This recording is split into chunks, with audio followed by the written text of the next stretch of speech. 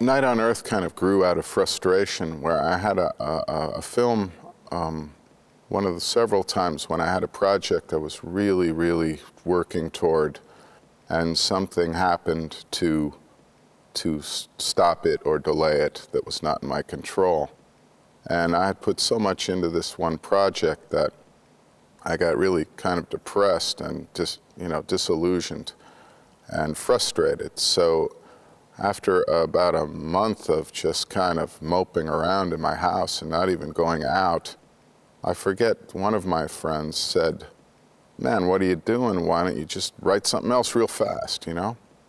I was like, "Yeah, easy for you to say, you know?" And then, like a few days later, I thought, well, they're absolutely right, you know? So I thought about different friends that I had around the world, or well, in Europe, not all around the world, in the States, or actors that I liked. So I started writing for specific people. So I had my friends in Finland, and I had Roberto here in Rome, and Isaac de Bancolet from Paris, and Beatrice Dahl, who I knew. And then I had just met, very oddly, I met Jenna Rollins and Winona Ryder, not at the same place, but in the same 2-day period. I met them both in New York.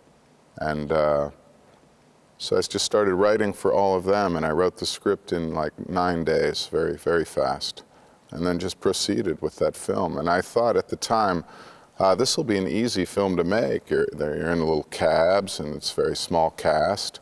But it was a really hard film to make, because shooting in cars, I knew was difficult, but I never really realized you make a whole film basically in car interiors that are actually moving through a city.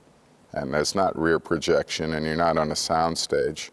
And you have to light them, and you have to record the sound, and then you add on top of it that you're shooting in Los Angeles, then New York, Helsinki, Rome, Paris, you know. It was very complicated. And I'd have to get part of a new crew in each place and sort of start over again.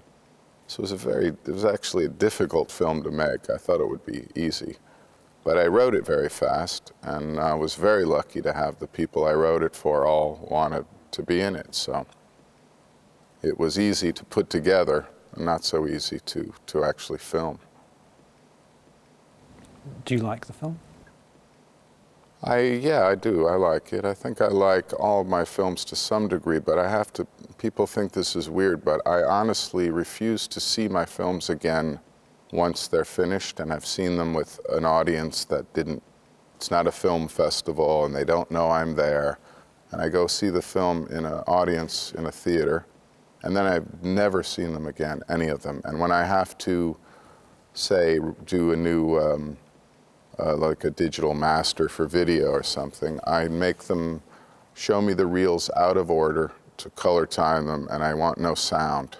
So I'm not looking at the film as a film. I'm looking at it as technical elements that I'm adjusting. So I don't like looking back, and I don't look at any of my films again once I've sort of completed them. So it's kind of hard to know how I feel about them now. I can only tell you how I felt about them when I finished them. You don't get curious? You don't think, oh... No, you know, I made the film. You spend so much time making a film. For me, it's like 2 years to make a film, because I write it and then get the money together with the help of other people, shoot the film. I'm there in the editing room every day. Then I promote the film. I oversee its licensing and some of the business side.